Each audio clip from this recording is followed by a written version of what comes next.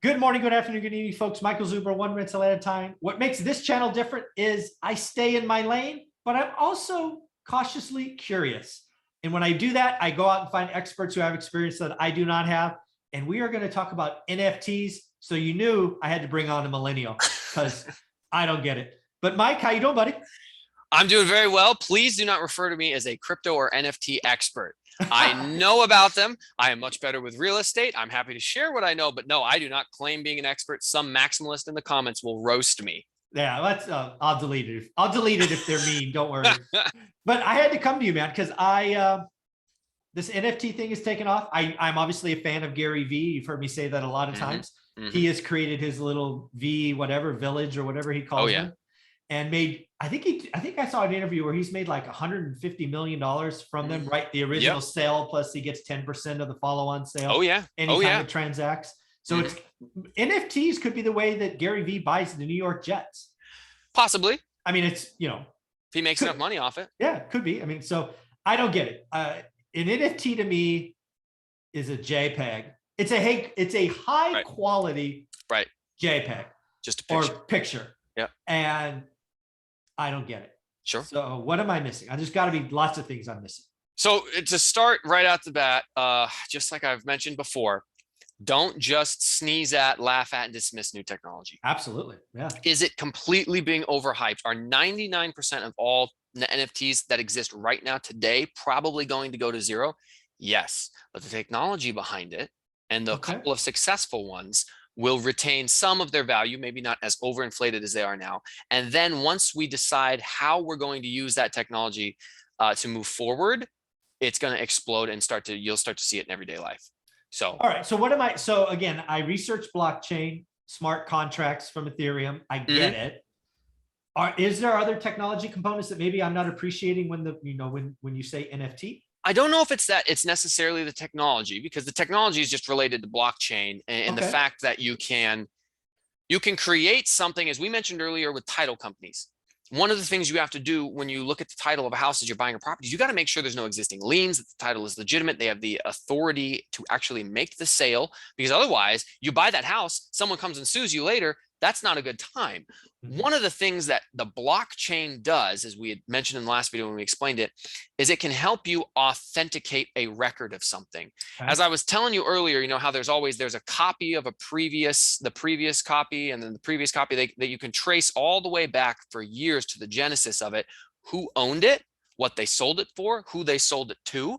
So when you do something like a title and put that on the blockchain, and you it makes it much easier to authenticate it and to make sure there's no liens on it and that it hasn't been tampered with. So there's one practical application of an NFT right there. So you can already start to see, okay, I understand how that could be valuable. It makes title companies' jobs and values kind of go away.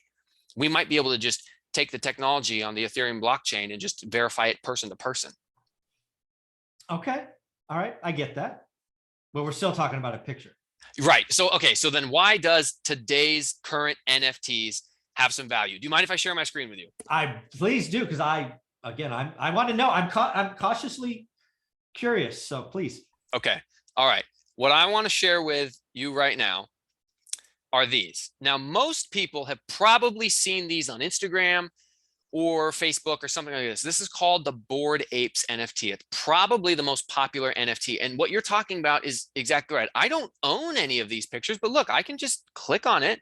Yeah. And now I can download that, and I'll own a copy of this random, dude wearing a blue suit, or yellow suit. Why does it have value?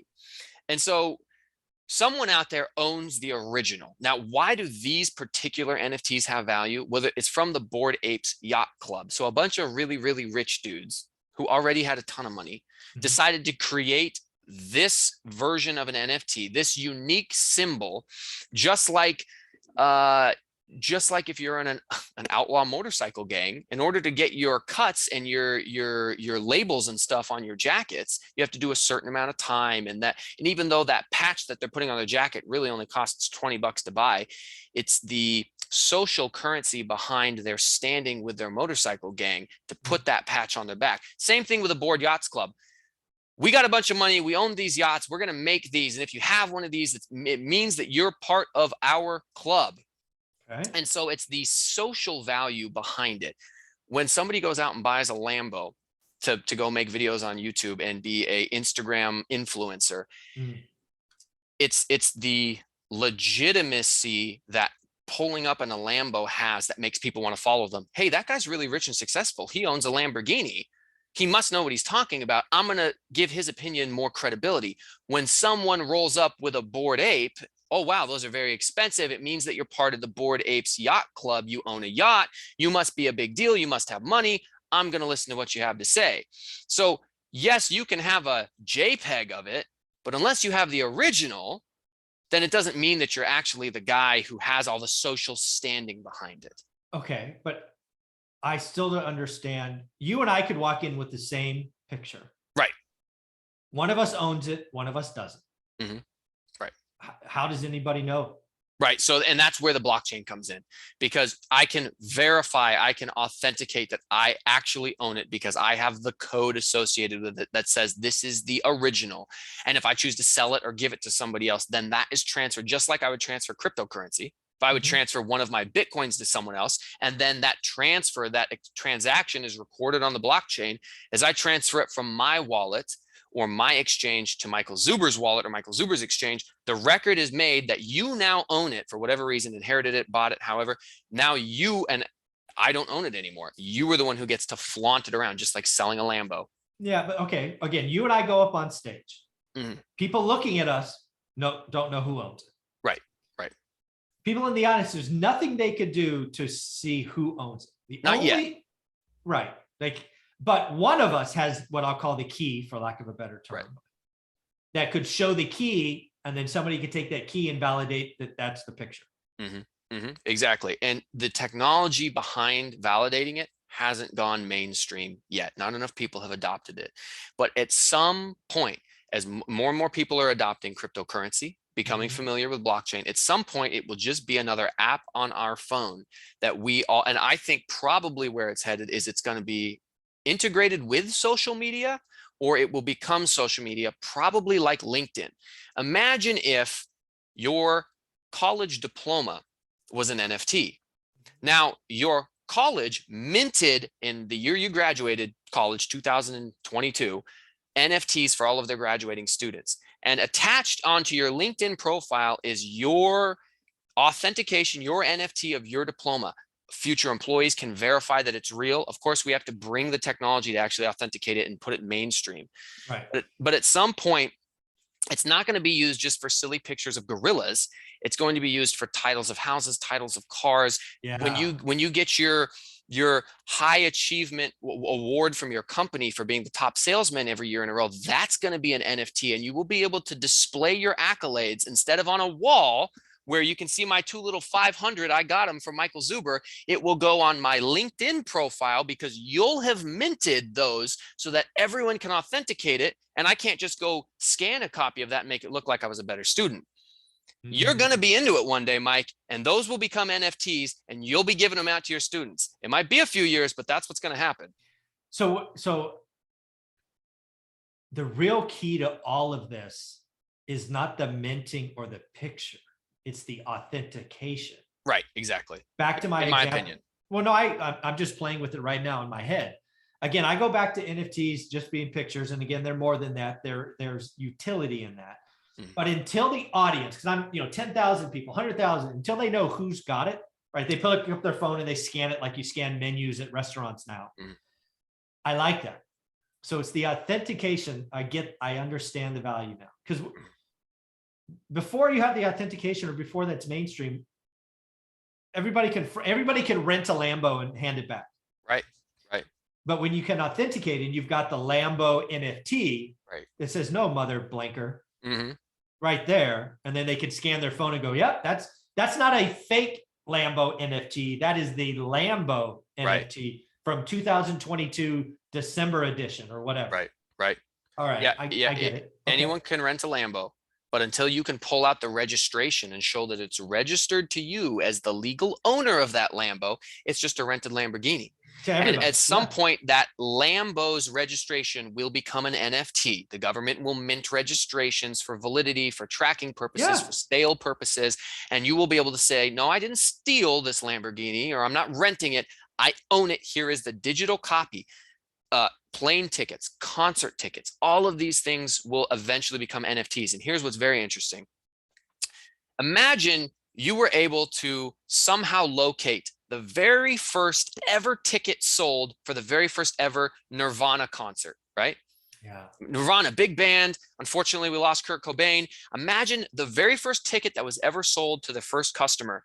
I bet that would have some value, right? If we could find it, if it's not in a trash can somewhere in Seattle, Yeah. we'd probably be like, hey, that has value. Now, at some point, when we start selling tickets, these bands, these small bands that aren't popular yet will NFT out their tickets, and someone will have their copy of the first ever one, and that will have value to be able to transfer it. And because of blockchain, you'll be able to see the entire history of who's owned that valuable item, whether it be the first ever concert ticket, or you have a digitized copy of Elvis's love letter to his girlfriend or something like that. Someone will own it, and you'll be able to see everyone who's ever owned it. And that's where value comes in.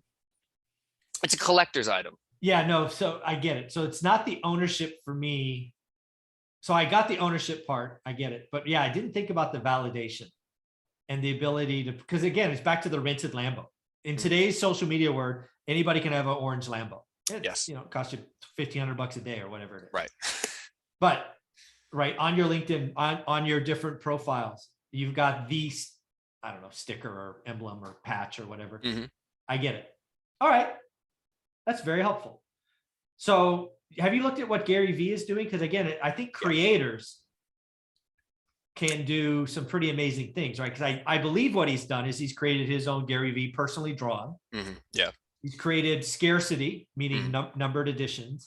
Right. And most importantly, at least as I understand it, he's getting a little piece every time that thing transacts, which I think is genius. Right. Well, it's just like licensing rights to a song. Every time Mariah Carey's "All I Want for Christmas Is You" is played across every radio station in the country, right? She gets a couple of pennies for it. So as those NFTs that he created continue to transact forever. You'll forever get a small piece of them, so long as they stay relevant and popular. As they transact, he gets to be the government getting a little bit of the tax on it, a little tax on that transaction. Now, why are his NFTs valuable? Well, the reason is because he's a famous person. Right? If Mike Newton, created a bunch of NFTs, they don't really have much value. If a famous yacht club creates NFTs and only gives them to their members who are all millionaires, and then if one of those guys decides to sell the cool looking access to their yacht club, that has value. Gary Vee's a multimillionaire influencer technology guy. When he creates an NFT, he's using his actual real life clout for him being a celebrity to put value into those things. Now, there's only so many people who can actually do that. Famous celebrities, for instance. And that's why the NFT market is very overflooded with, not only is there bored apes, there's royal rabbits. It's just a bunch of pictures of rabbits that look like the apes. And then there's like sheep. And then, people are just, okay, what can we do to make it sort of similar? And maybe someone will get on the hype train, and we'll always have that greater fool theory where maybe someone else will pay more money. 99% of those will probably go to zero, especially when regulation comes in. But then when the technology bottoms out, when the value bottoms out, the technology will still be there, and it'll start to be applied in ways that we've already talked about. That's awesome. This has been so helpful for me. Both these conversations on crypto, I get it more, and NFTs, I get a lot more, because I got to admit, I didn't get the picture, but now I can see where this is going. So I appreciate it. How can people find you? People can find me, Millennial Mike, on YouTube, Google, Instagram. They can find me within your One Rental at a Time course. And before I get roasted in the comments, I know there was thousands of things that we did not talk about, and my analogies are all very poor because they're analogies. So you can roast me in the comments all you want, but we're breaking it down as simple as possible. This is NFTs for dummies. No offense, Mike. You look great. No, absolutely. So again, if you have feedback or thoughts, leave it. If you are going to roast them or be nasty, it's my channel. I'll delete it. So you're not going to pick on my experts. You want to pick on me? Go ahead, but not going to pick on my experts. Thanks, buddy. No problem.